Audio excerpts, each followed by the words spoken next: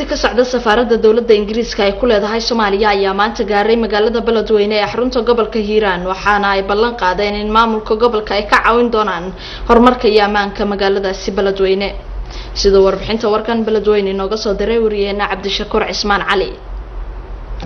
xubnani ka socday safaaradda Ingiriiska ee ku leeyihiin waddanka Soomaaliya ayaa markay ay soo gaareen Beledweyne waxay kulan la qaateen maamulka gobolka Hiiraan oo ay kala hadleen sida ay uga caawin lahaayeen horumarka iyo nabadgelyada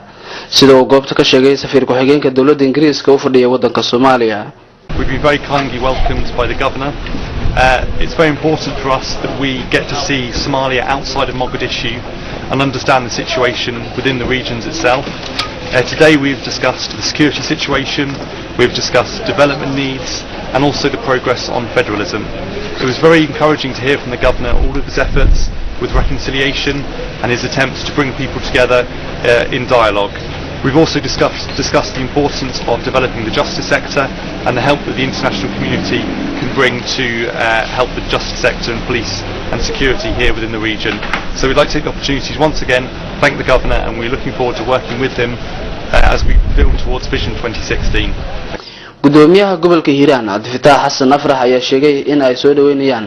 balqaadidan ay u sameeyeen xubnaha ka socday safaaradda Ingiriiska ee maanta Beledweyne soo gaaray. waan kaga mahadcelinayaa martida maanta noo timid ee ka socotay safaaradda Ingiriiska Soomaaliya ay ku leeyihiin waa dadka oo maartay sheeg waraay ayay noo yihiin iyo saaxiib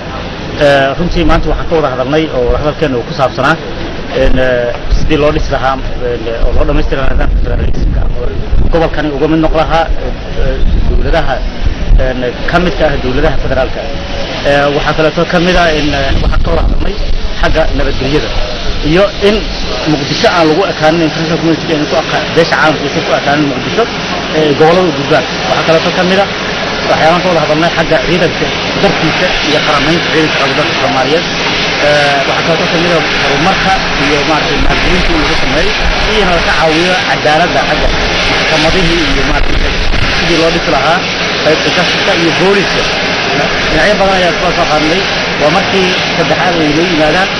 wax badan oo isku afkaranay oo wixii aan ku wada hadalnay dawladda Ingiriiska oo kamid ah dawladaha taageera Soomaaliya ayaa waxay kaalin balaaran ku leedahay horumarka dawlado fara badan oo kamid ah caalamka ay ka wadaan waddanka Soomaaliya. Cabdishakuur Cismaan Cali, SNTV, Beledweyne.